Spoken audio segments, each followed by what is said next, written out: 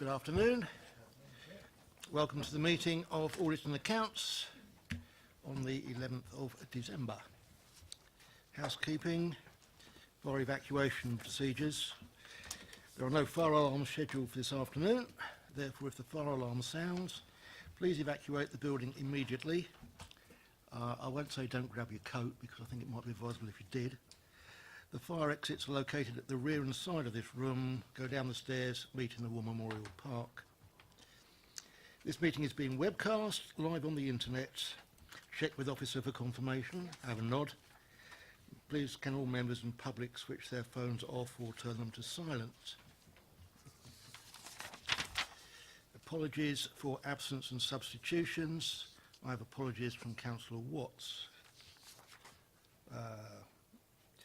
No other matters there. Urgent matters, I believe there are none. All right, moving on. Minutes of the meeting held on the 25th of September.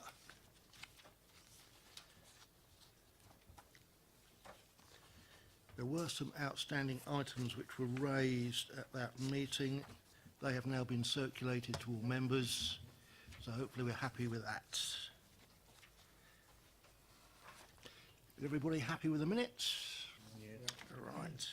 Declarations of interest. Sorry, I missed declarations of interest. Are there any?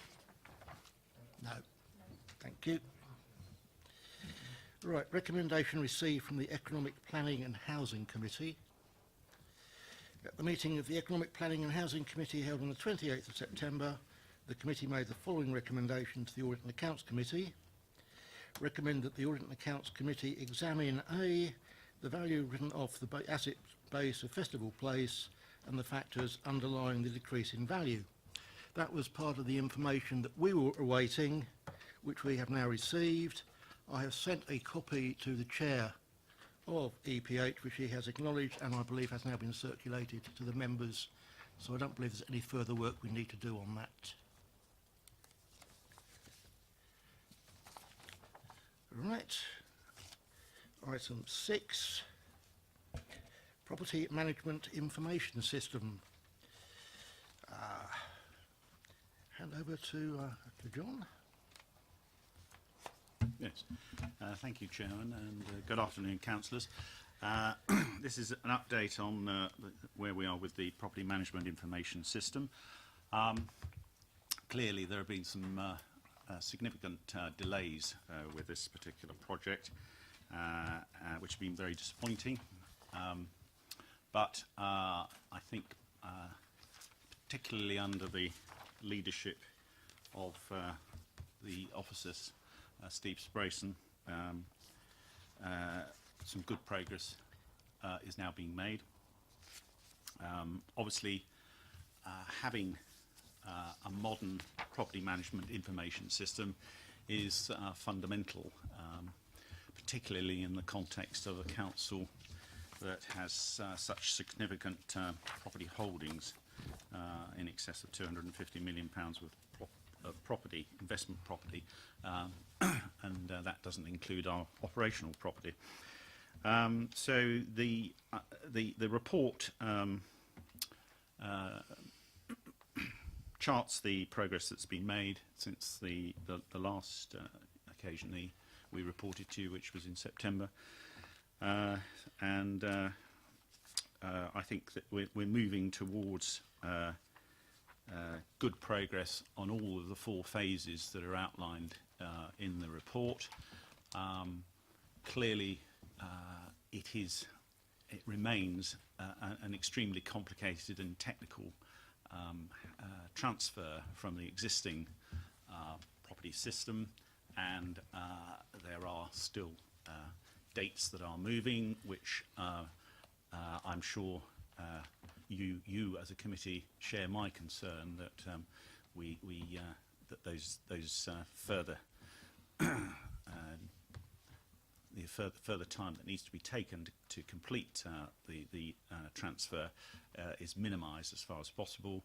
I have regular reports from the officer leading on the project, and I think that we are looking at succeeding in a transfer taking place during the sort of the middle of next year, depending on the how quickly the progress is made in relation to the new accounting system which the finance department is going to be operating.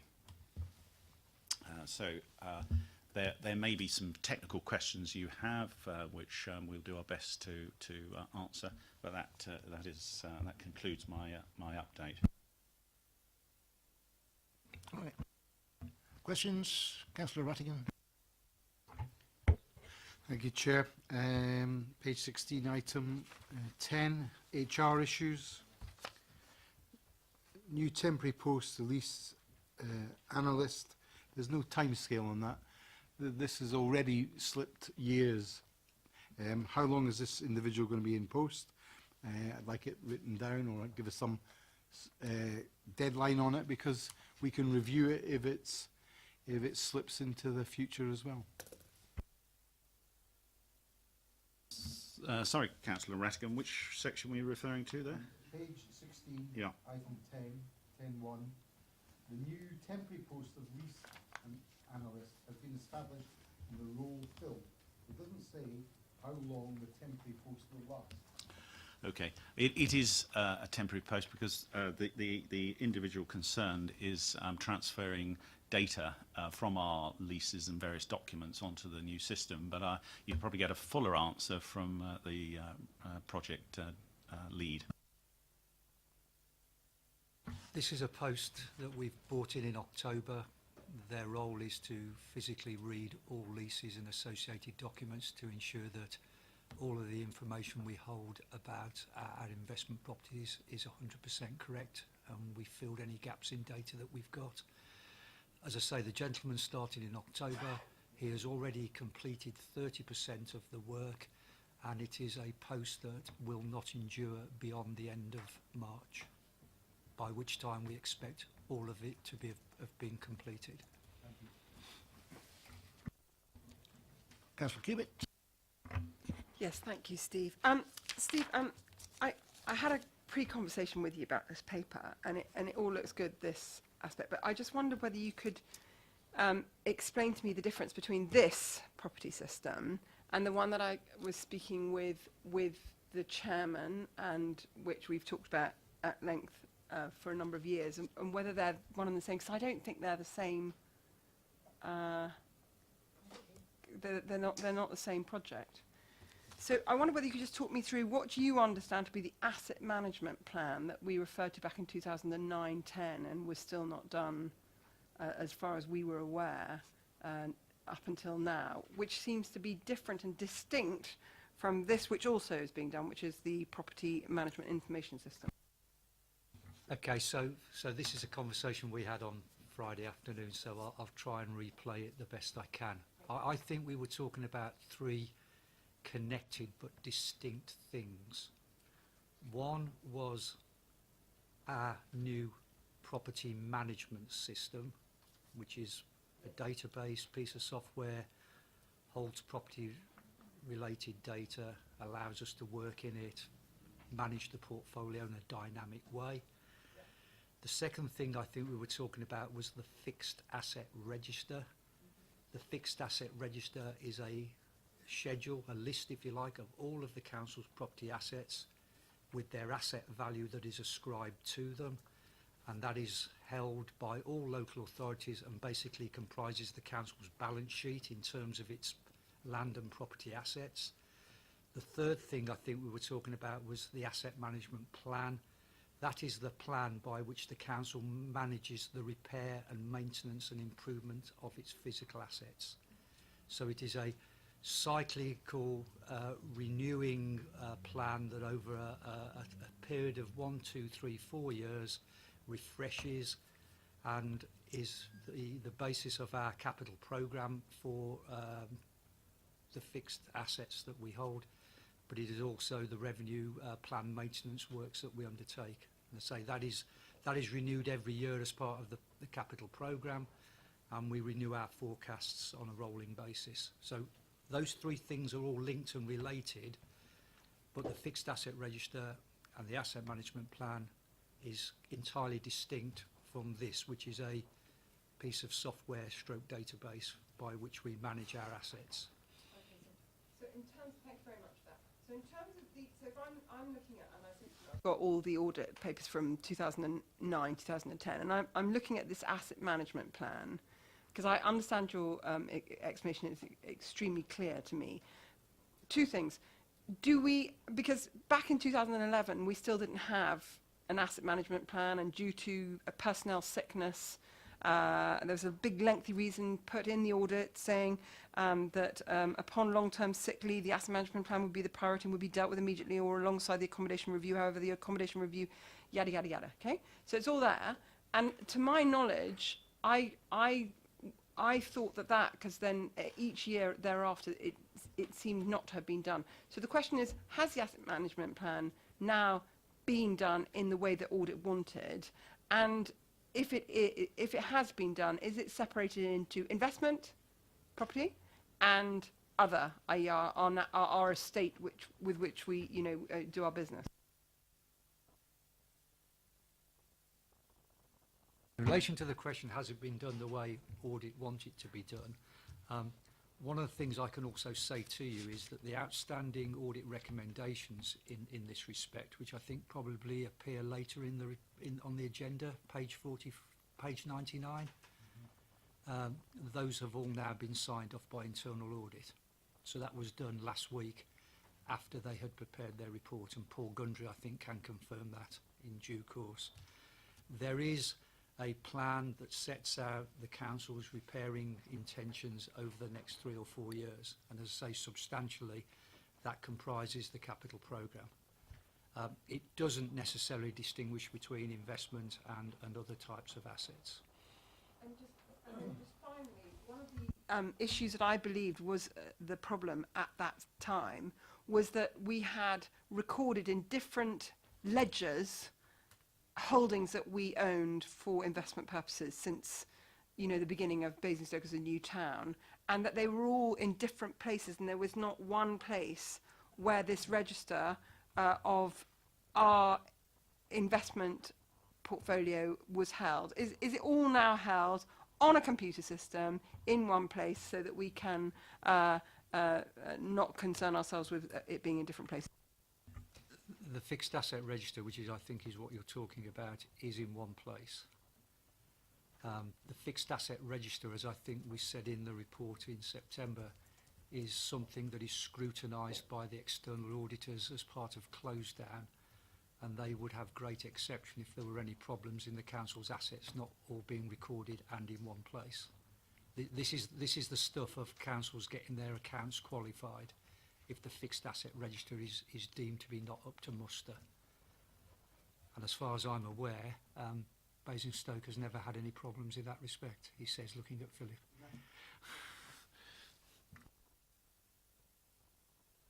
Councillor Rattigan. Thank you for your work on the fixed asset register. There are lots of tiny little holdings that we have, strips of land in villages like Kingsclere, where I represent. Where is that register of those strips of land? And are we at some point going to put, we don't get any money from them, but they cost us money to maintain them, to cut the grass. Are you going to do a piece of work on that to say, right, well, we get income from our portfolio here. This is land that we own, but it costs us money each year because we have to maintain it or look after it or just know it's there and check it's still there or hasn't got some building now on it. Are you going to do the other side of the ledger long term?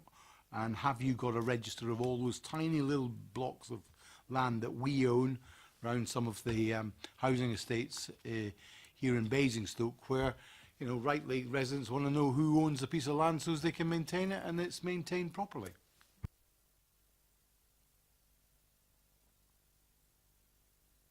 Yeah, we do have details of all of the council's land. So again, if you look at the corporate GIS system, you'll find that the council's registered land. Geographic information set. So, nice ordinance. Thousands who are watching sorry, ordnance survey type plans that have polygons on them, so shapes that will delineate for you the boundaries of the council's ownership. And again, as far as I understand it, the council went through a full registration exercise of its land and property holdings a few years ago. I think that's right, isn't it? Yes. So that's recorded. I think what you describe is an asset review process, which is clearly good practice. At the moment, we're coming at it, I think, from two ends, really. One is it is planned very quickly now, and it's part of the adopted commercial investment property strategy to review our existing commercial investments to see whether they deliver the returns that we want, whether we should be investing in them in some way, or whether we should be disposing of them. And that's certainly a piece of work that is likely to figure in our work programme for next year. The other thing that we're looking at in terms of land availability is whether or not there are any opportunities there for housing development. So we are working with the housing colleagues through the Housing Delivery Board, and that piece of work is currently ongoing. Will we be reviewing every single small piece of land that we own? It's an ideal ambition and an ideal aspiration, but I think at the moment we need to deal with things on a prioritised basis. We don't have the resources to look at everything all in one go. So I think the answer to your question is we'll be looking at the tiny bits of land, but probably not in the short term. Because I think... Just to highlight the fact that over the last few years there have been quite a few comparatively small sites that the council owns that have been released for residential development, often working with the organisations such as Sentinel and so forth, and so we can provide you with a list of those sites that have been put to where council land holdings have been put to better use. Thank you, Councillor Cubitt. Yes. Councillor Rattigan, you want to follow up on that? With that in mind, though, we have strips of land in Kingsclere where there's no grass cutting, and if we had a cost to the residents of trimming that down, cutting back the trees or tidying it up, sometimes our parish councils would come in and say, do you know, you've put a value to tidy it up of £250. Well, we're prepared to pay that to get it tidied up. That's what the ideal situation would be for every little piece of land that we have, that we know how much it costs us a year to maintain it, and therefore either individuals in a town or in a village could say, do you know, for £250, I'm quite prepared to pay that to have the green or beside the pond tidied up, or a strip of land between some houses. That's what I would like to see long term, and I hope the aspirationalness of the property services team would like to see that too, because it would allow people to see what we do with their money if we cut the grass on there or tidy up that piece of land. Yeah, I think, as I said, I think in the medium to long term it would be very desirable to have reviewed everything. Trying to be honest with you, in the short term, every bit of little bit of grass is not going to be looked at. I think, having said that, though, if ward members are aware of any specific issues that are of any concern to local communities, or anything that they'd like us to look at, you know, please let me know what those things are, and hopefully we could have a look at them for you. One thing you might consider is actually transferring the contract to the local parish council, the grant that goes with it, and then it can be dealt with locally, usually at a lower cost. Councillor Potter. I mean, just on that last point, Chair, if I may, I mean, a lot of the well-intentioned community initiatives in regard to some of the strips of land that Councillor Rattigan refers to and the like, I mean, start off okay. The problem sometimes, I think, is that enthusiasm dies away, and then there's the void created as to who's going to look after these things in the long term proper. The other thing I just wanted to say, and I support the concept of the GIS system, but we have found from our experience that it by any means isn't a perfect system. There are lots of gaps in it. there are lots of contradictions and lots of incompatibility with other organisation systems, you know, Vivid, for example, and other housing associations in terms of ownership. So whilst it's a good basis, there is quite a lot of there are a lot of gaps in GIS really, which of course don't answer the questions that people mostly want as to who owns it, what's the responsibility, all the rest of it. But it just needs lots of work on it, and when it comes down to it, like everything, it's a resource problem for this council, isn't it, really? It's just having the people to do the work on it for the benefits that could accrue from it.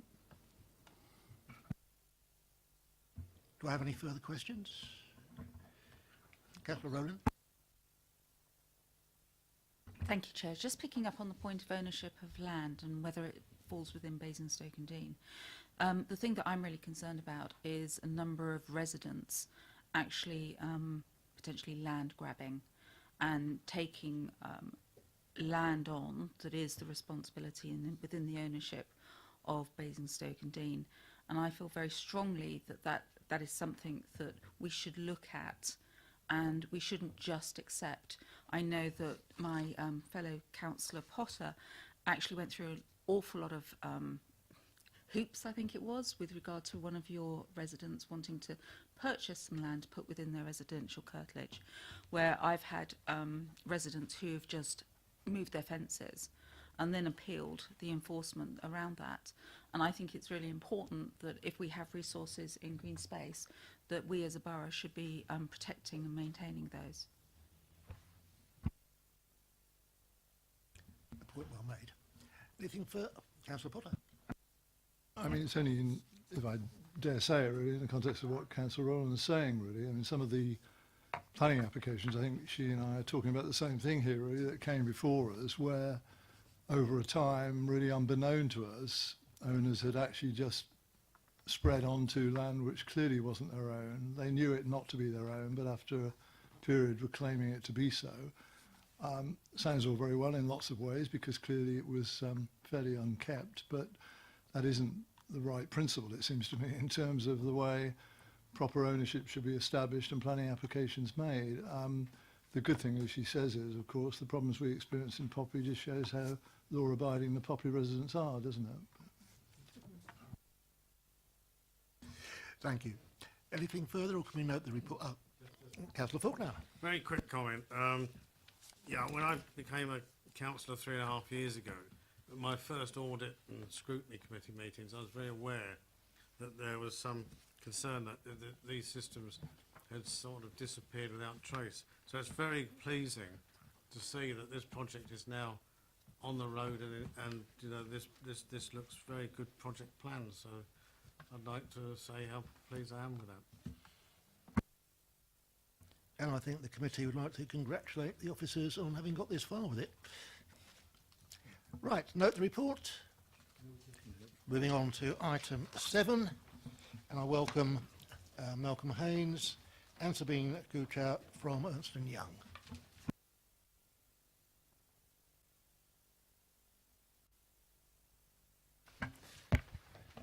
Thank you, Chairman.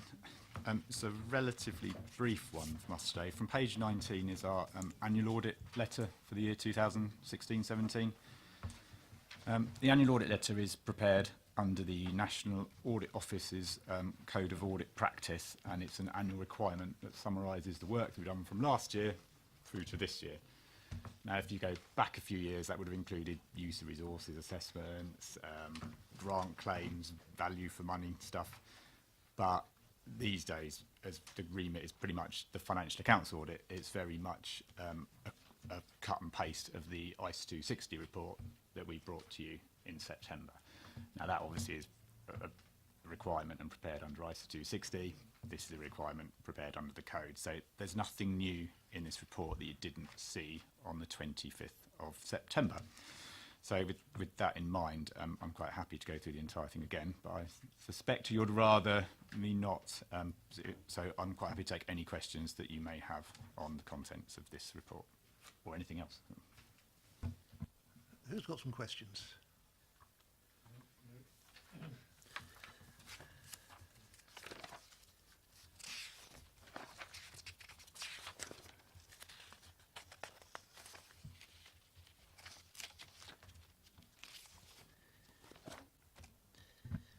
Right, on page 39. Focus on your future. Can you tell us what you're expecting to find in terms of implications for IFRS 9 and IFRS 15?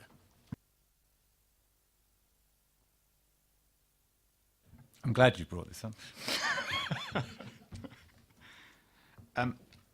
IFRS 15 will be adopted. It's the standard on revenue recognition, and its adoption is from the 1st of April 2018.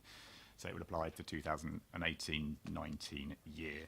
As I said, it's the standard for revenue recognition, and it's based around the revenue that you recognise and the transfer of goods and services with an amount that you expect to receive. So obviously, back into in the private sector, there's probably a lot more relevance. For the public sector, I'm reading this because I prepared, by the way. So it's a difficult, quite impenetrable standard, but I think it's not been defined yet.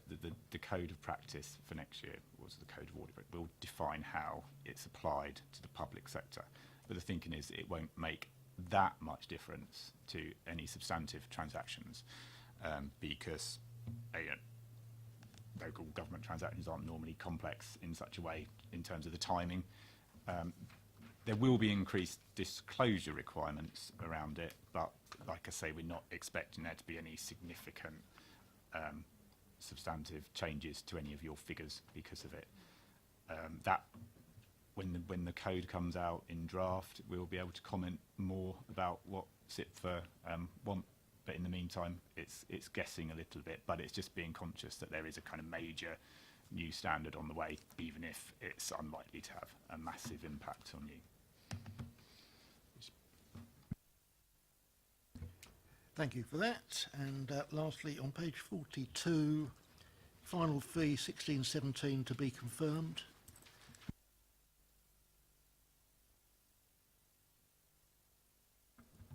Yes, we've just completed the certification of the housing benefit claim. That all went to plan. The scale fee for that work from the PSEA is the same as the 16,410. We didn't do any extra work, so we'll be expecting that to be as per the scale, and we'll be looking into any extra testing that was done and whether there's any discount applied, but there'll certainly be no extra fee requests. So. Thank you. Do I see another hand? Councillor Cubic.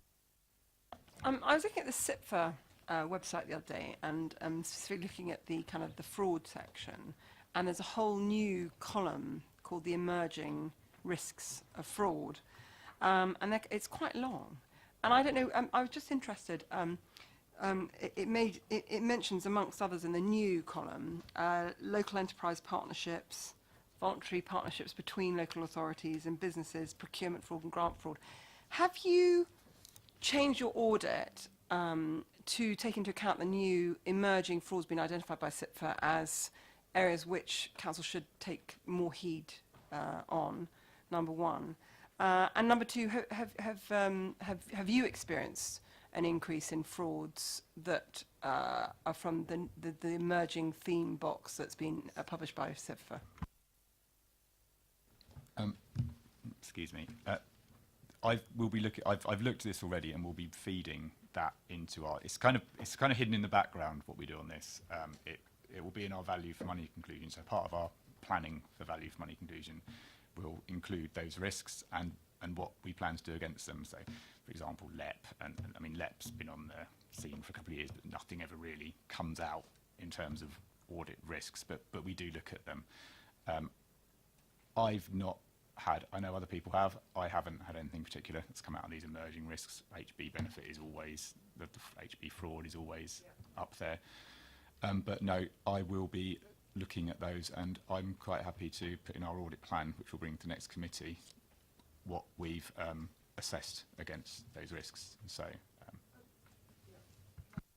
I think that'd be very useful. I mean, certainly because we are a significant, we hold a significant commercial real estate portfolio, and in view of the news this weekend alone and in view of, about other councils, and in view also of the fact that our decision-making processes are very often swayed by what we are told we're going to get in the form of a grant from the LEP, makes me, as you know, someone from a professional background, slightly kind of uneasy about decision-making processes being swayed by monies being dispersed by an organisation that I don't know anything about, really, not elected, and it all seems quite kind of out in the clouds, and as an elected member, I would have thought that would be quite a beneficial piece of information for us to hear at the next audit. Okay, yeah, we do these things as part of planning, but often we're not very good at, if there's no risk coming out of it, we're then not very good at bringing it forward to tell you. But certainly the LEP has come more to the forefront over the last couple of years, and it's coming under closer scrutiny each year. So we are planning to look at that in some detail. So yeah, obviously we'll report back to you accordingly. Anybody else, or can we note this report? Noted. Thank you very much.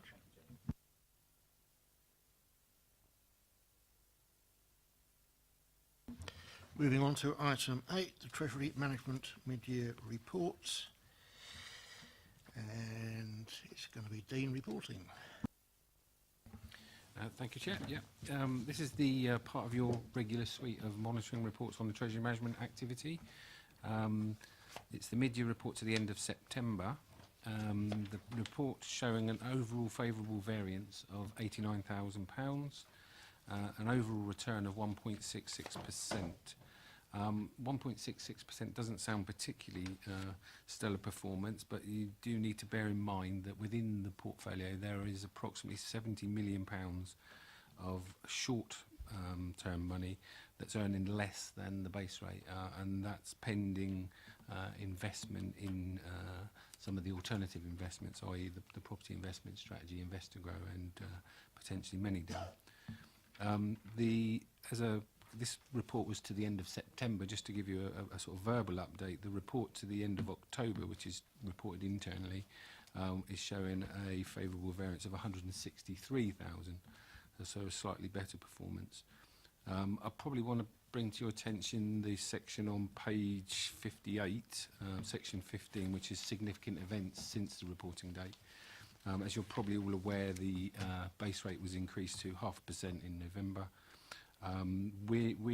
There's no sort of immediate significant impact of that. I think our forecast increased by about 50,000 as a result of that. But we are anticipating the performance of the diversified credit funds that are linked to short-term interest rates, have a benchmark to outperform short-term interest rates, to increase in future years. And also to bring to your attention the potential changes to our statutory framework in which we operate.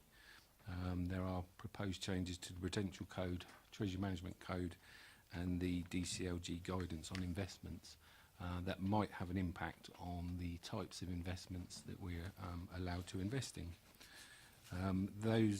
We covered most of those in the workshop that we held earlier today. That's all I have to say on the report. So if you've got any questions, I'll do my best to answer them. Thank you. Thank you, Dean. Right, do we have any questions? It looks like it's a good report. We've all read it, so thank you very much. And that is noted. Right, item 9, Property Investment Strategy Implementation Report. And once again, it's a report for noting. And I believe it's... By all means. So this is the quarterly update on the property investment strategy implementation. The property investment strategy was approved by Council in February 2017, and you'll recall that the basis of part of that strategy was to switch money currently held by the Council in Treasury Management, and we've heard from the officer about the current level of returns there, with the objective of investing into real estate, with the objective of securing higher returns. That £30 million was allocated at that time, and I'm pleased to say there's been some good progress in utilising that money. We have in this report, I think it states that two investment properties have been acquired in Basingstoke, but since then another transaction has occurred. So there are three additions to our property portfolio. The objective is to achieve an extra income of about £1.7 million per annum by 2020-2021, and the task is to achieve a return on these new investments of on average 5.5% per annum. As I say, compare that to what is currently available, sadly, through gilts and so forth. So we have, including the latest acquisition, just over £15 million of the £30 million will have been has been spent, and those three new acquisitions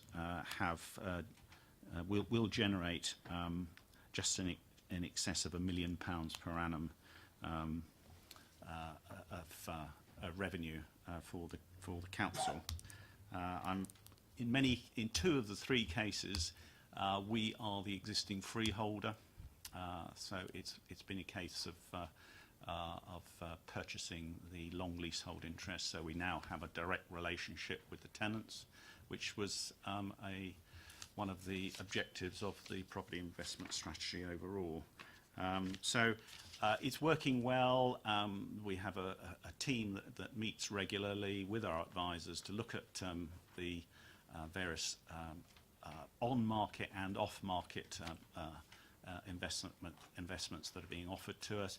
There's a very strict criteria that was in the property investment strategy that is applied in evaluating whether we should be showing interest in these particular investments. And of course, importantly, another check here is that we are coming to you on a quarterly basis so that this committee can see exactly what it is that we are doing.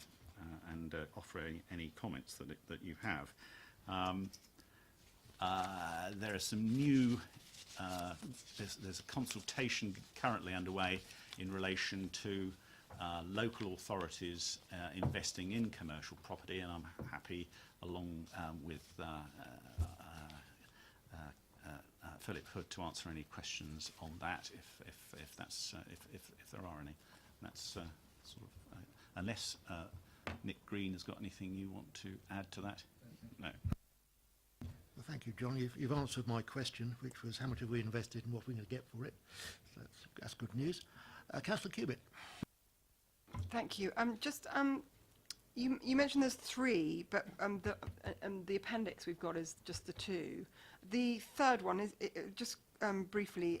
Could you confirm the amount, the income projected, and the where it is? Is it in our borough or is it outside of our borough?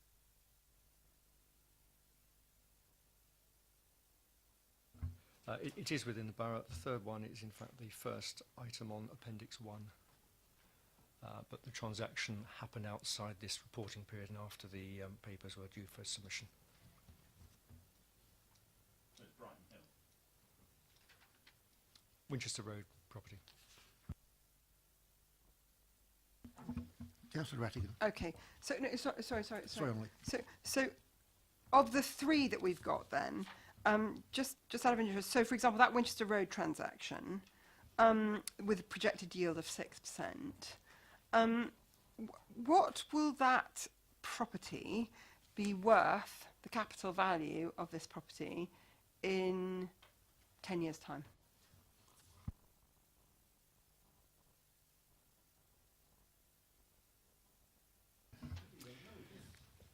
It's not possible to give that call at this point. It will depend on the rental levels that prevail at the time. This is a property, as the others are, which are subject to rent review over time. It would also depend on the relevant market yield at the time, and that will vary according to market circumstances. What I'm trying to get my head around, I noticed you all laugh at me, but I'm looking at the valuation of other assets that we've owned for a very long time, and they're not even worth the value of the cheapest house in Basingstoke. And we're talking about sizable space, okay? I'm not going to name names because it's all supposedly private and confidential, right? All I'm trying to say, because I'm not a commercial real estate expert at all, is that if a significant plot in our borough that was acquired for, say, 4 million 10 years ago can be worth not even the value of a house, a cheap house in Basingstoke today, does that mean that always with commercial real estate what you see is the value going down over time? From an acquisition of 10 million, all things being equal, ceteris paribus, assuming the market's unchanged, what value is that 10 million investment in 10 years' time? Yeah. Councillor Isaac. Yeah, I'll attempt to answer your question, Councillor Cubitt. As Nick Green has said, there are all sorts of component parts in arriving at a value, and one of those would be whether we still have a tenant in 10 years' time, clearly. But in assessing whether we should invest the council's money in these properties, we are looking at the potential income over a period of time, broadly speaking, within sort of 7 to 10 year timetable. But don't forget that in acquiring the freehold of the building, we're going to have the underlying real estate will continue to be on our ownership. And one of the things that I'm particularly fond about industrial property is that actually the obsolescence of the property is generally quite limited. They do continue to re-let once tenants have come and gone, and there's generally good, and this is borne out in the report, there's generally good rental growth with those assets. So when one's investing in real estate, there's always the potential that there would be interruptions in rental income and so forth. But we have looked at these particular investments very carefully, and the underlying real estate, the underlying building, and also the site, if that comes to it, are all factors that we take into account, because at some point there may be a redevelopment potential on land. So these are well-located sites within our borough, well let, but we think that they're going to continue to generate good levels of income for us. I'm obviously being very unintelligent. I absolutely understand the income side. I completely understand the income drivers. But, for example, for a layman to spend £5 million on an asset for a projected income stream of 6%, to a layman who's not in the commercial real estate game, they would assume that that initial investment of 5 million would probably also have a similar kind of growth, so that the initial capital investment is not eroded. And what I'm trying, I hear your answers, and that's why I said all things being equal, because of course we can't predict where the commercial real estate, where real estate is going to be in 10 years' time. But if just on the standard formula for commercial real estate, when you take into account the obsolescence, when I'm looking as a layman at these extraordinary values on our current commercial real estate portfolio of sites that are no longer fit for purpose, do we amortize the obsolescence so that we have the money to build a new building in 10 years' time? Is that factored into the revenue? Because to lose the initial investment or to have that included as a depreciating asset changes completely the yield projections, doesn't it? Because if you were running accounts properly that were your own accounts, you would have to factor in the depreciation of the asset and deduct that from your yield in order for it to give a fair story of the true yield, as opposed to jam today, gone tomorrow. Yes, I think the point you're making about obsolescence, I think, is a good one, and that's why it's particularly attractive, I think, for us to be investing in industrial properties where with a limited amount of reinvestment in terms of refurbishment, one can bring new life into the buildings. But in any event, a lot of companies will continue to pay good rents for buildings that are of a certain age if they're industrial buildings, and that's one of the calculations we have here. Philip, I don't know if there's anything you want to add on this aspect. I can just assure you that we look at that we call the whole life costs, and when we're looking at buying an investment, we're looking at what we're going to have to spend on that building over the life of the building, effectively over the next 25 years, something like that, and what we think we could potentially sell the building for in 20-25 years' time. So we do a cash flow which shows all the expenditure that we expect on buildings. So we may allow for relettings every 10 or 15 years. You allow for rent-free periods during the relettings. You allow for deterioration of the building, having to do refurbishments of them at a certain stage, and all that goes in. And then we, as well as the headline yield, which you're seeing here, we calculate an overall return for the whole investment, which usually is somewhere in the region of about 5.5–6%, something like that. Which begs the question why we haven't been doing that with our existing commercial real estate portfolio. Why are we in a completely different narrative with our existing commercial real estate portfolio if you do this with the new acquisition? I'm sure Nick will go into more detail here, but basically even with our existing ones, that's what we are the next stage of our property investment strategy to do, is to look at the existing investments we've got, look to see which ones are performing well, which ones are not performing well, which ones fit in well with our existing strategy, and look to sell some and possibly improve others, and buy new areas in accordance with how they're performing at the moment, as I say, and what the strategy is. That was one of the main planks of the property investment strategy. For too long, there hadn't been sufficiently proactive management of the assets, and we've now got a framework which enables us to do that.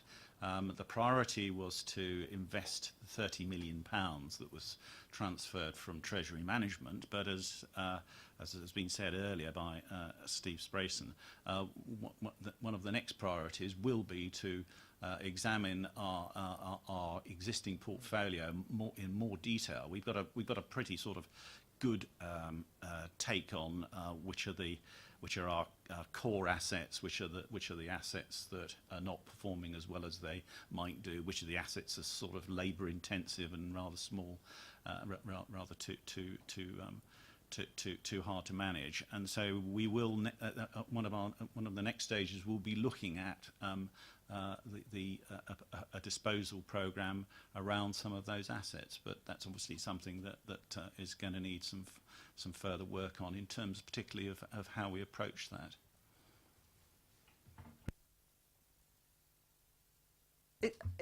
If we go back to Dean's investments, you have a bond and you get back the face value of the bond at maturity, assuming that you haven't gone for a junk bond and it's a good bond and it doesn't default. So you get your principal back at maturity and you've been receiving the coupons throughout. And that's why I'm asking you the question with regards to these commercial real estate assets. And I just still, whilst I hear that you talk about how you manage the obsolescence, etc., I'm just looking at our existing portfolio, and a lot of them don't seem to be as valuable as they possibly might have been had we bought them for X 10 years ago. So I'm still slightly confused. I think that comes back to the point I was making earlier, that they haven't been sufficiently proactively managed, and that we've held on to assets longer than we might have done. But the valuation implications of that are always transmitted into the accounts. Councillor Rattigan.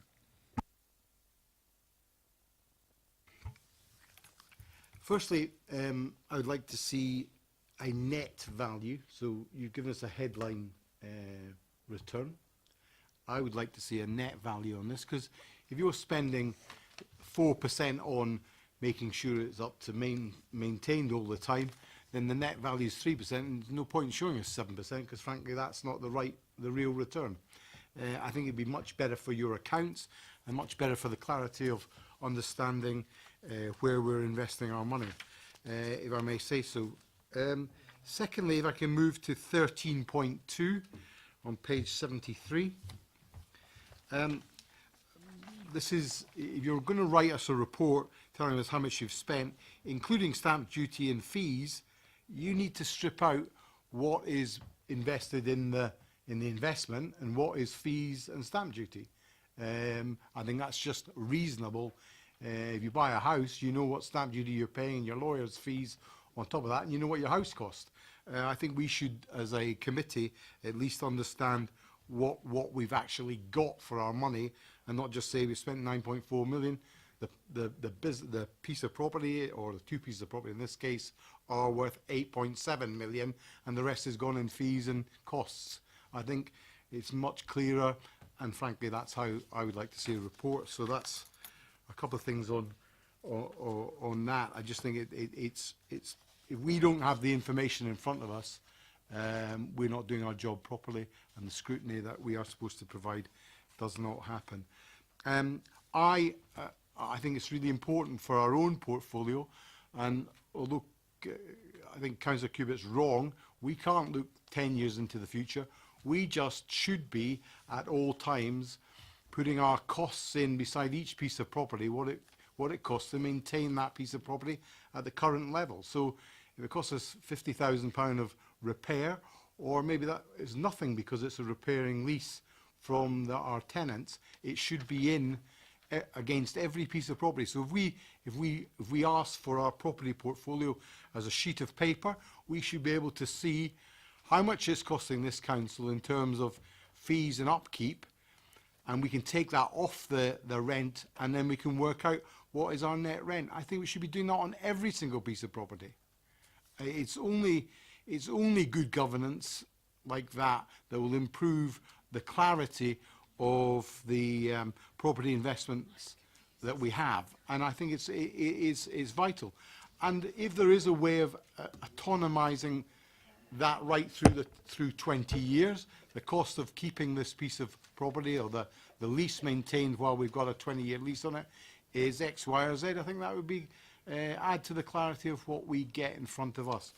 And from the conversation about that Steve provided us about the systems should be able to do that, and ought to be able to do that as part of what we get. So just a confirmation would be useful, Nick. If I just respond to that, then thank you, Councillor Rattigan. Yes, we in relation to point one, what we can provide is the internal rate of return, and so we can provide that for you. Secondly, in relation to the transaction costs, yes, we can itemise those. That's not an issue. We haven't got Steve here, so whether the PMIS system will be capable of providing so much detail, I don't know. I am slightly concerned that we might be asking our officers to input so many factors and so much in the way of projections that actually it would not be the best use of their time. But if we could sort of perhaps get an answer, I don't know if you've got an answer to hand, Nick, on that, or whether we need to refer it to Steve.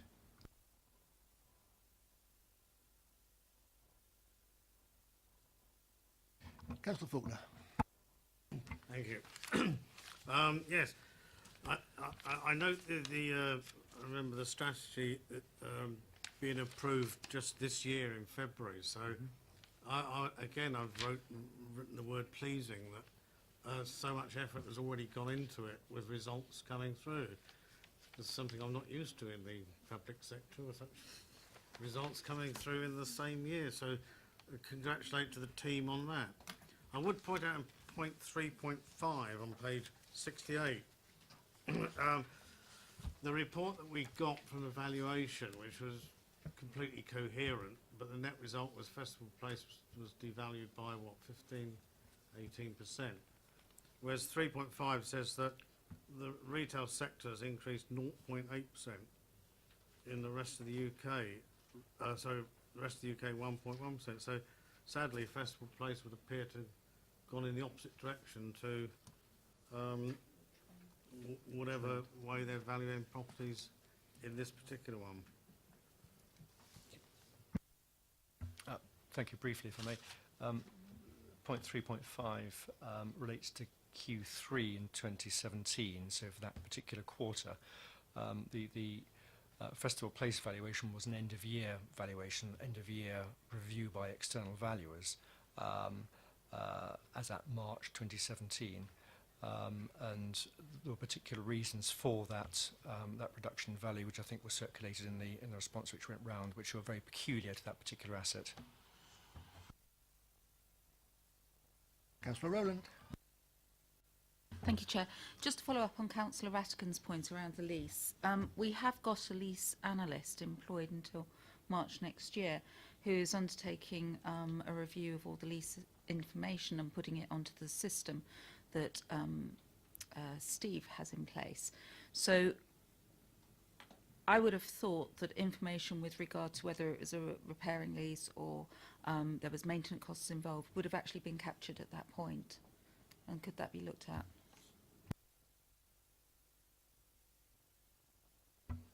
Certainly the leased analyst work will be looking at the terms of the leases, so that is to say whether it is for repairing or not. We are also very conscious that with a lease analyst there, if good progress is done in relation to the MIS system and somebody is in post, we want to make sure that actually we can make best use of them for whatever other bits and pieces we can add on to help this overall process. Councillor Cubitt. Yes, just very briefly, because Councillor Isaac said it might be a little bit difficult. But in terms of the yield that we've got, does that take into account all the costs, transactional costs? Have the transactional costs been spread over a period of time and deducted from those yields, or are those yields completely unrelated to the transactional costs? The yield, I think, that is stated in Appendix 1 was the quoting yield for when it was on the market. What we look at, as Philip Hood has outlined, is that we can, and we will put in the internal rate of return, and that will include all of those transactional costs.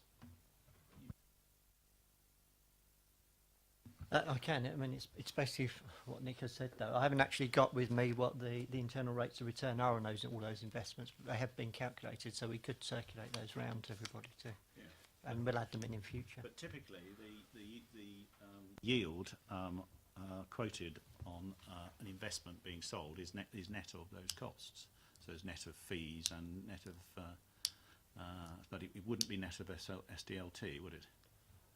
No, the costs I'm thinking of as well are the investment maintenance costs, so where we would want to make some assumptions about extra costs over the life of the asset and maybe some lease-free periods when tenancies were coming to an end. Those costs as well would be built into the internal rate of return, but wouldn't be in the headline yield. Okay.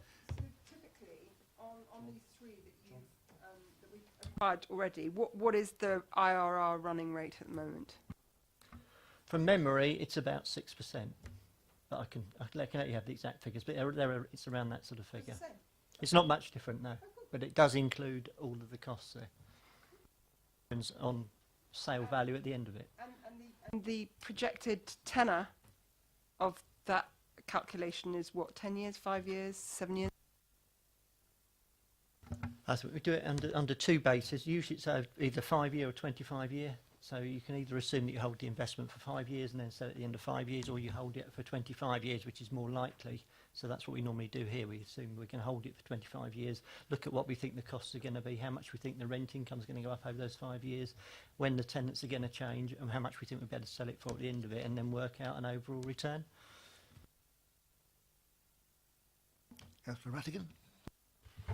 You alluded to the fact that there might be a point where we sell a piece of property we've bought in the future.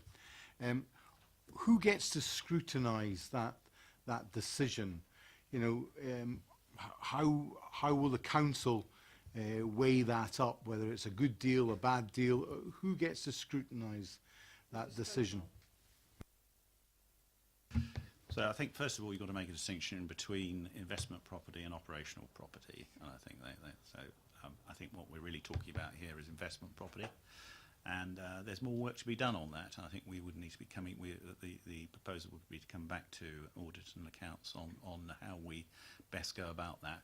I do think that the arrangements that we now have in place to enable us to operate in the marketplace efficiently, while still coming back to you, are working.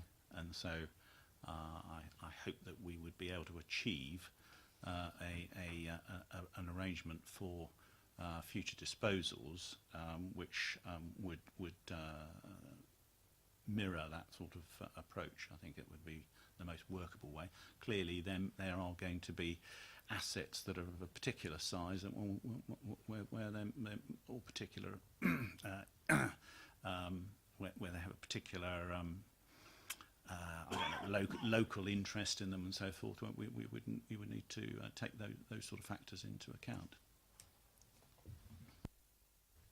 Chair, if I may, obviously, if we buy a site for commercial commercial letting, and then someone comes along and says, actually, do you know this would be a prime site for housing?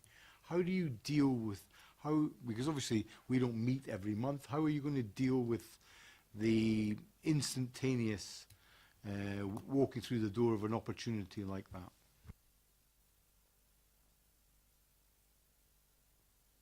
I don't think real estate generally moves that quickly, to be honest with you, and we do have already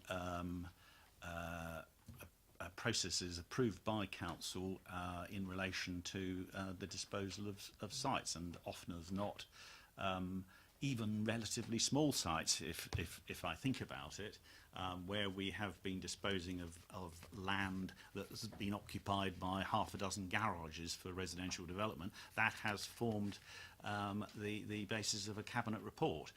So it's a question of, you know, do you? I think you're raising a point here. A good point is would we need to be coming up with cabinet reports on every occasion that we wanted to dispose of something? What we might a better approach would be to say, look, these are the particular assets that we would like to consider disposing of over the next 12 months, and bring that list to you, and so that you can see that list, and then. But there's more work to be done on this. Now we've got this property investment strategy. I was just wondering how that's going to be, how we're going to have an oversight of these, because there could be a number of properties within this. Is it going to be a different system, or is it going to be, you're confirming it's going to be the same system we currently run? That's absolutely fine. I just wanted to know what scrutiny comes about on a disposal. You can be sure we'll be back to you. Councillor Cubitt?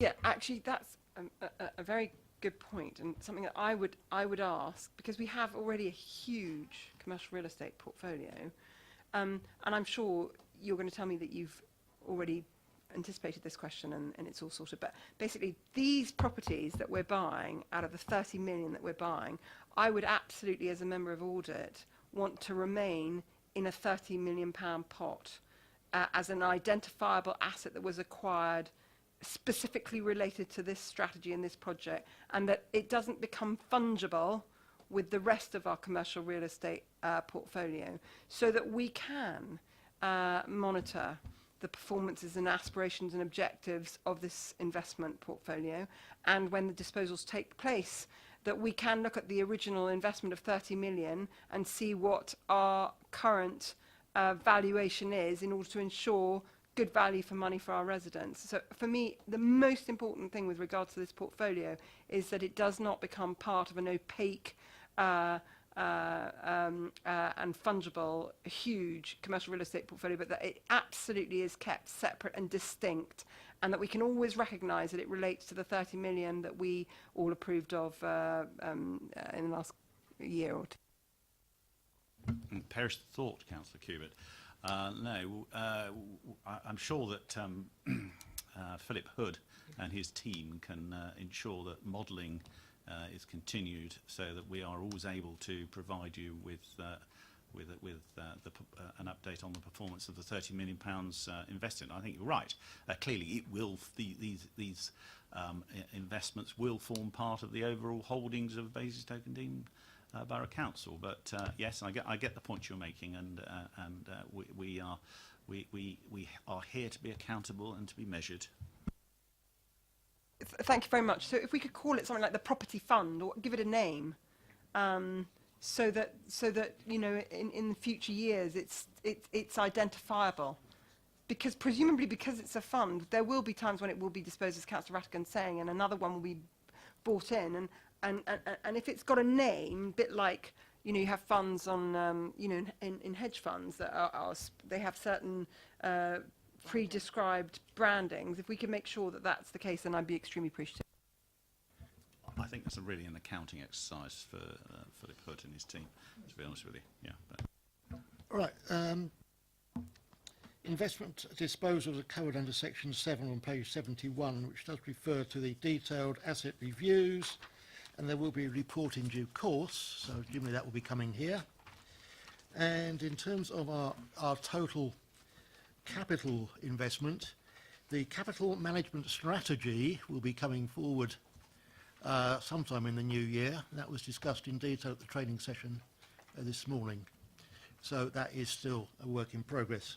So I think we can note the report, we can welcome the progress, and note the requirement for the internal rate of return, oblique net return, and acquisition cost detail to be provided in future.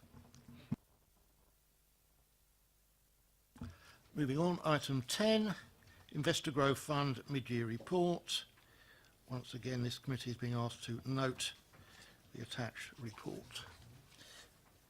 And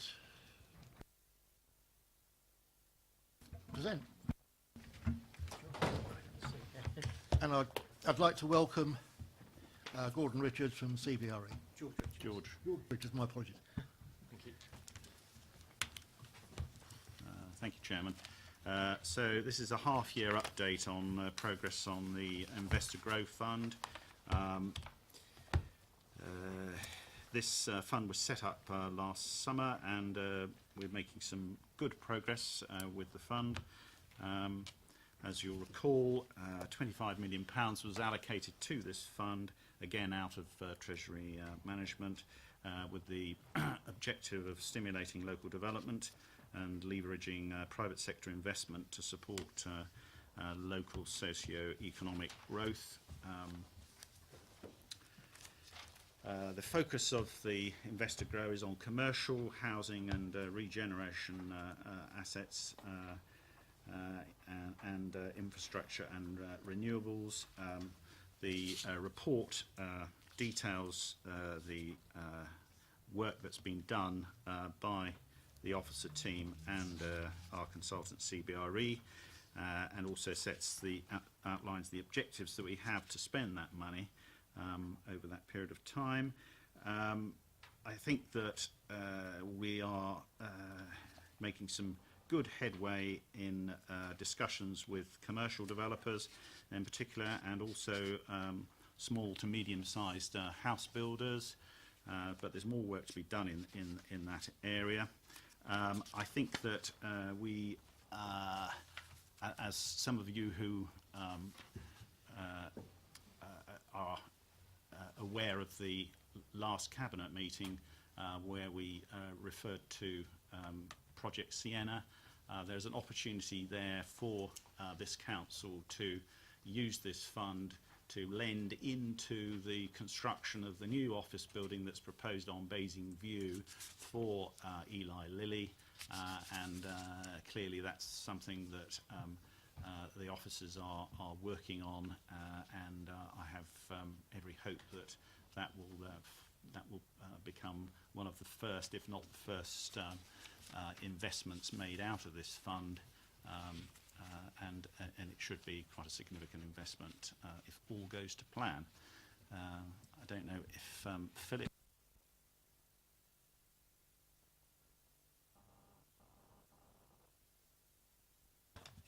Thank you, Phil. Thank you, Councillor Isaac. Councillor Isaac has given a helpful overview in terms of where we are. I just would probably add, in terms of progress, there has been a stream of continuous market engagement throughout the course of this year, and we do have developed a very strong pipeline across the three sectors. I think the project that Councillor Isaac referred to certainly is early on in the pipeline, ideally in the new year. There is an additional project as well that we had hoped would go through this year, but for a number of reasons it will not be going through this year, but we still are hopeful for that project to come live in a new iteration in the new year as well. So two very strong investments, we hope, within the first half of 2018. Just like to add in terms of next steps going into 2018, we are currently midway through the business plan process for the next plan period, of which we're reporting to Cabinet in the new year. As Councillor Isaac has mentioned, the increased focus is very much on housing opportunities, including exploring local public sector organisations where the fund can potentially intervene, as well as the focus on the renewables in the context of the changing nature of the borough, and also many down potentially going forward, how the fund could have a role in that development, as well as finally a revitalised and refreshed marketing campaign for the fund, with CBRE hosting an event in our offices in London for developers and investors to promote the fund, as well as looking at potential mail shot via one of the large property platforms. That's all I'd like to add. If you'd like to add any questions. Councillor Faulkner. Yeah, excuse me. Have I understood this correctly? If we look at page 5.2, sorry, 5.2 on page 85, in conjunction with 8.2 on page 89, I would take that to mean that in the first year, the first investments, the 5% will be before fees.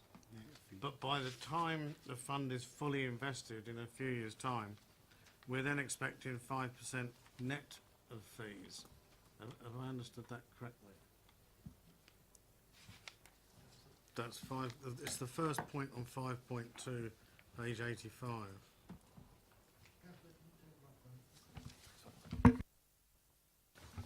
Yeah, so just to clarify, that's what you said basically. The 5% after fees is what we've included within the budget strategy assumptions for the additional income that's going to be generated from this fund. But depending on how much the fees are, you'd expect it to be more than that before the fees.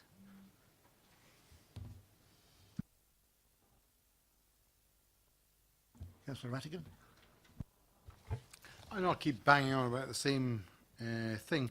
There's no mention in here of conversations, you've mentioned it about developers, but with BCOT and some of our further education people about student accommodation. I believe that education is not well served in this borough particularly. We don't have a university. And how you could support that with having some student accommodation that could be rented out. It is, in my view, a very safe sector. It provides a support to education within the borough, and is a tangible for people to come here to be educated from other boroughs such as Hart, Farnborough, and to the south. And I'm disappointed, if I'm honest, that there is no mention of conversations with BCOT and the college about how we could support housing for students within this Invest to Grow fund. Yes, and I recognise that is a priority and a focus, and that certainly will be on the agenda in the new business plan renewed for next year to really to ignite those discussions, not only with the likes of BCOP but wider other similar organisations. I think you mentioned the NHS when we spoke last time as well. We have had some exploratory initial research done in terms of the appropriate way forward, that rather than just straight up picking up the phone. We like to do it in a strategic manner in terms of making sure we get access to the right level within the organisations so that we can have a proper meeting rather than so that is rather than just a quick phone call as such. So that's certainly on the agenda and a key focus to look at on your behalf for the next year. Chair, if I may, this is really important. Education in this borough has to be supported, and this is a lot of money, and it could be a really quick win. The colleges are in favour. I've spoken to the principal there, and they're gagging to have decent student accommodation here. That obviously, yes, it would be paid for, but it's a good return and can be developed with a lot of our developer contacts, the people you've got in here. We had Bewley in front of us the other day at the DC meeting. You know, they came forward with some great plans. It was exciting what they were discussing. If we can get these developers to say, what could you build for our students? I think you've already got the contacts. You just need to do the work and put it in front of us. Councillor Cubitt, was it on this subject or? I mean, I hear what Councillor Rattigan's saying, but I'm really confused because our secondary schools aren't universities, and children at secondary schools don't tend to have separate accommodation. They generally tend to live with their families. So I don't understand why we're talking about student accommodation in a borough where we don't have a university. I am well aware that BCOT have asked for accommodation for students from China in particular, because they do have connections now with China. So I think it's a relevant thing to look at. Councillor Faulkner. I think this idea needs to be taken away and examined because I have great concerns with it. We at council, we amended the original proposal for this strategy to include housing, specifically affordable housing, and what could we do there?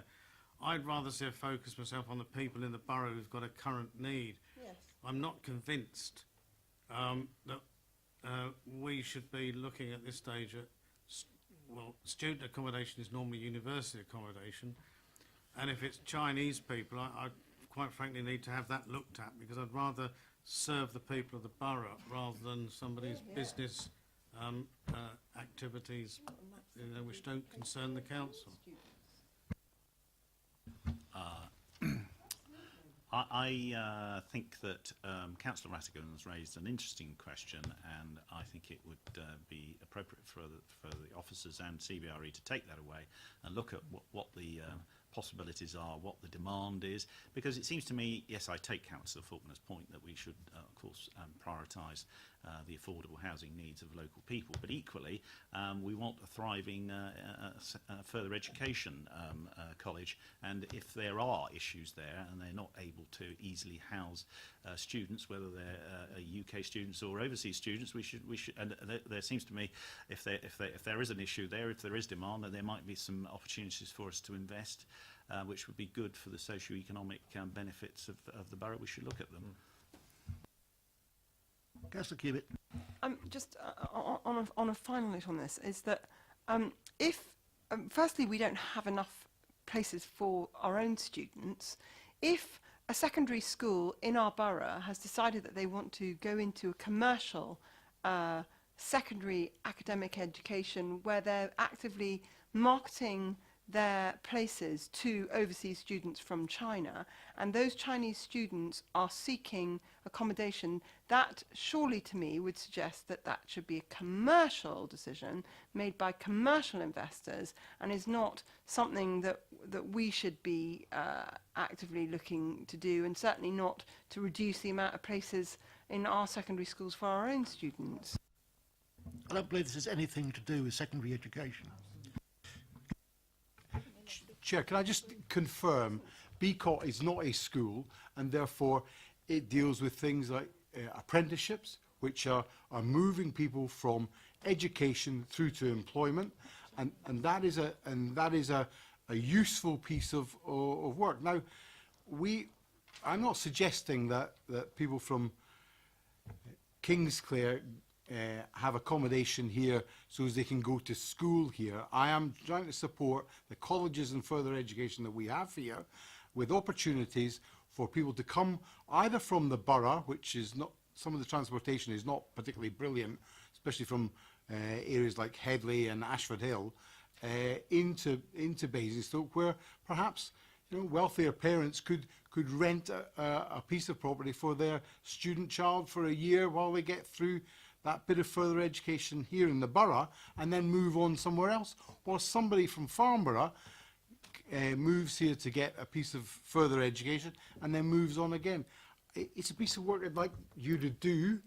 It doesn't cost particularly extra money to find out if we can invest in this, and it ticks the boxes that we are supporting jobs in the future of this borough. Right, I'll draw a line at that point. I think we can note the report, welcome the progress, and we do look forward to further information in due course. But we will note that one of the things we are concerned about is the possibility that it should include some residential accommodation for BCOT and colleges of that nature.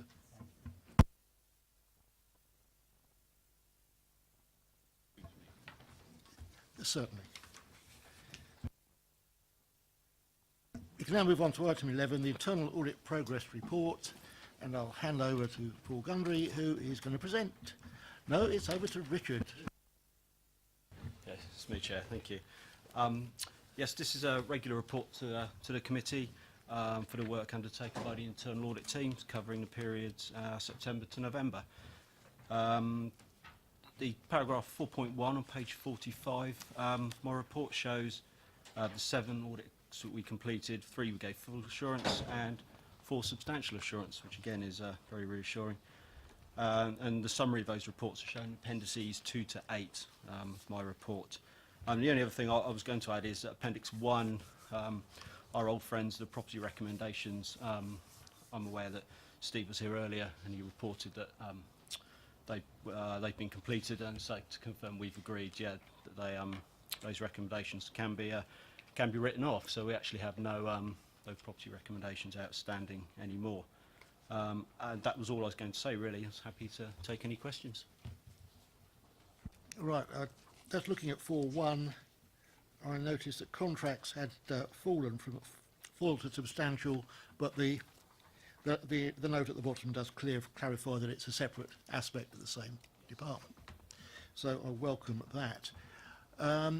As we have either full or substantial assurance, is everybody happy with the report and we can note it?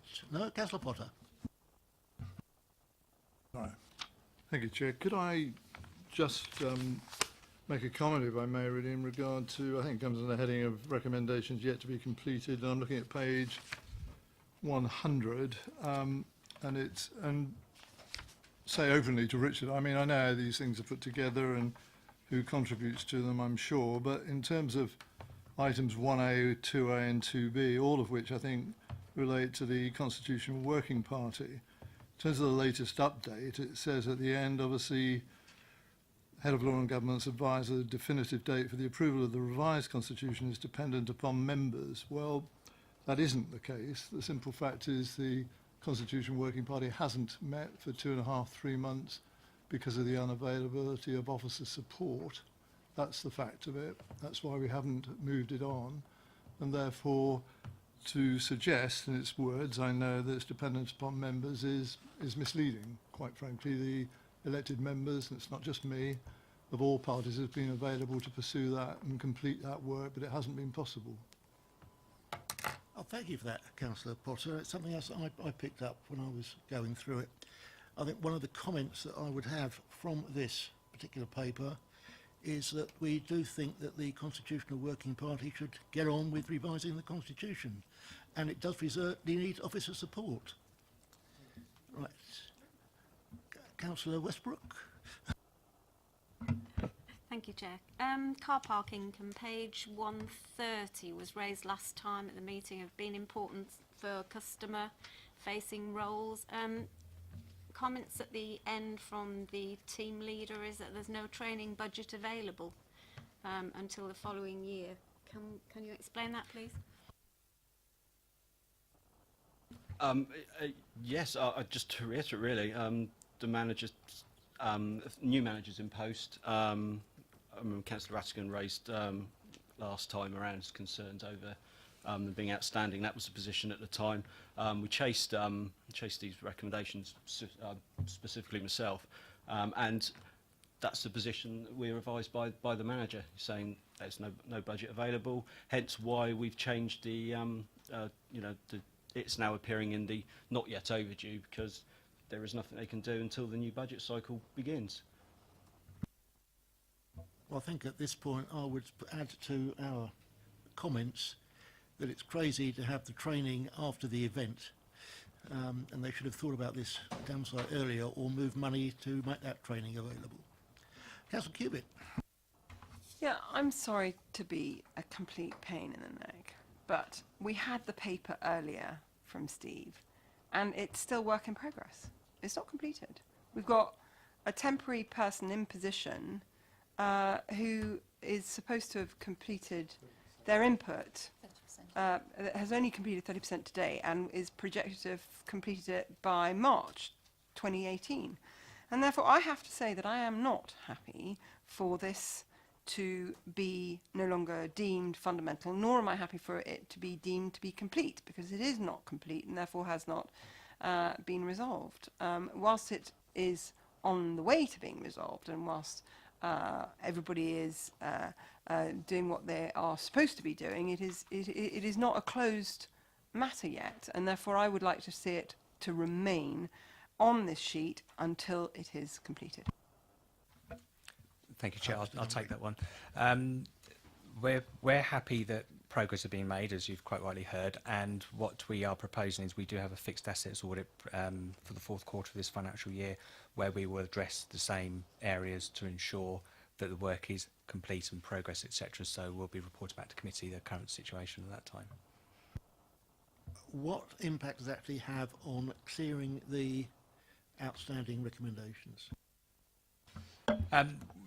We're happy to sign it off as where, from our opinion, work is being progressed, and as I said, reiterated, that will be further clarified part of the fixed assets audit. But if members wish for that to remain as outstanding, we'll place it back as outstanding. I think, given the concerns, it should remain. However, bearing in mind that these were originally raised as fundamental recommendations, and the external auditors do not consider them significant in terms of the audit report, do you actually think they are fundamental, or should they be downgraded to significant and left at that?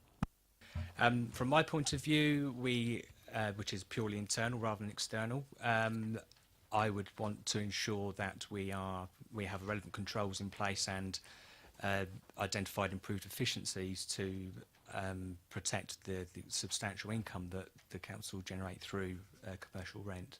So on that basis, I would see it as a fundamental position. So we leave it on and we leave it as is. Councillor Rowland. Sorry, just to pick up on that one point as well, and it's good to hear that you're going to keep it as a fundamental, because if you refer in the papers for this meeting back to the paper on the PMIS system, on I believe it's phase 2 and phase 3, they're actually behind. It's actually noted in that paper. So saying it's done doesn't really work. Thanks. I think that one's been answered. Anybody else? Right, we'll note the report with those comments. Thank you.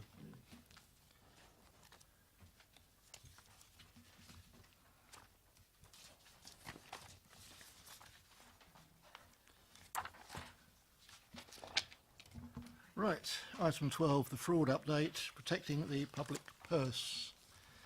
And that looks like it's Mr Gunnery again. Thank you, Chair. This is the report to just inform the committee of the work that's been carried out so far this financial year in terms of protecting the public purse.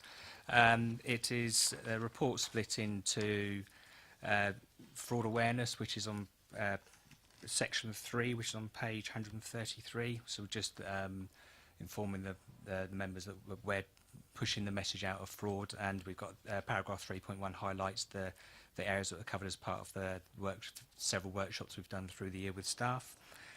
Section 4 is looking at awareness for councillors, and whilst I'm on that point, I just want to raise, bring to attention to the councillors paragraph 4.2.2. At the committee meeting in June, it was requested that the councillors' survey was reissued and then reissued again after the LGA councillors' workshop, but due to the level of councillors who attended the LGA workshop, I didn't see any point in reissuing the survey. So looking back at the original survey, paragraph 4.2.2 does just give you a brief summary of the findings. And whilst I'm here, I'll just refer to section 6, which is on page 136, which is looking at the council tax single person discount exercise we're going to be doing. We did have an amnesty period, and just to bring up to speed, only one person came forward as part of that amnesty period. So we should see what our data matching brings to us in the new year. I've got nothing else to add, so I'll just take questions. In terms of paragraph 4.1 and 4.2, how disappointed were you with the attendance and the response? Rather disappointed, really. We were fortunate enough to secure the LGA training, which was a free of charge, so at least it hasn't cost us any money in terms of putting that session on. Again, I look at the audit committee, they do have a responsibility for fraud. I'm not saying you don't know what your responsibility is, I'm sure you do, but it would have been nice to have some other members there, but so I'm sure that there's reasons for members not attending. Members always have reasons for not attending, and they're usually pretty good.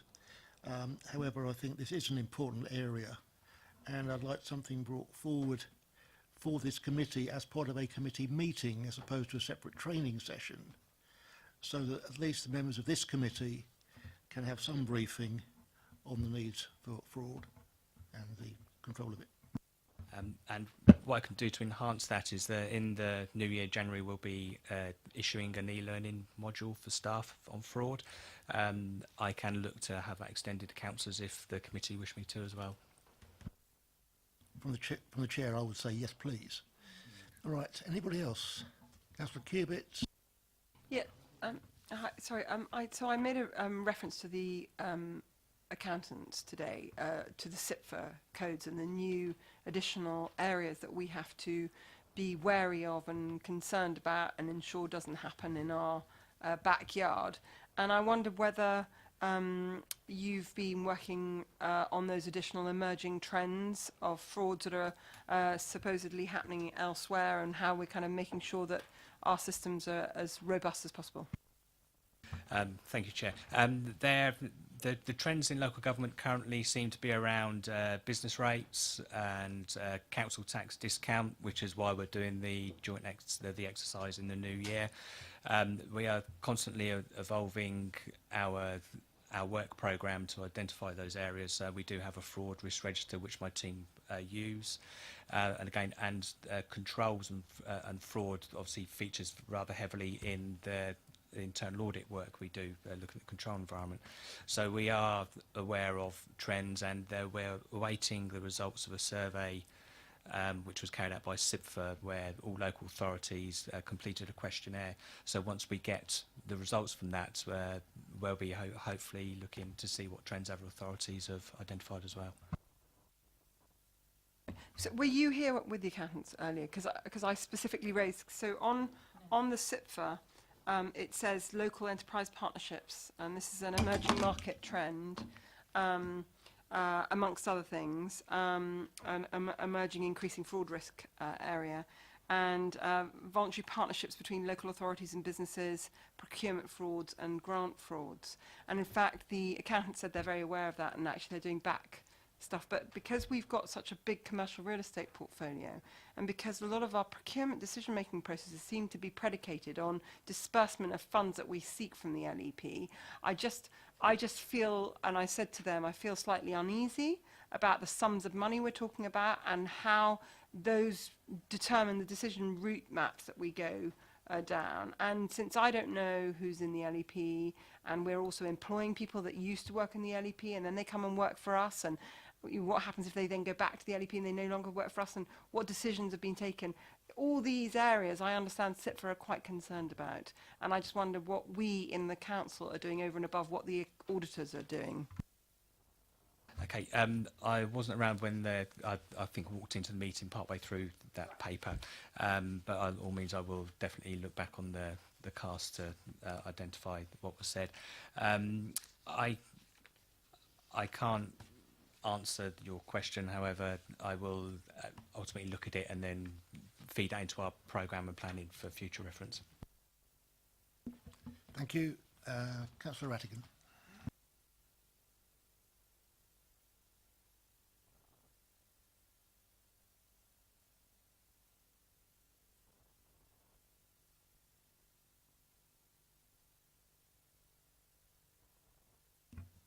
Councillor Cubitt hogged nothing. That was a perfectly valid question that you raised.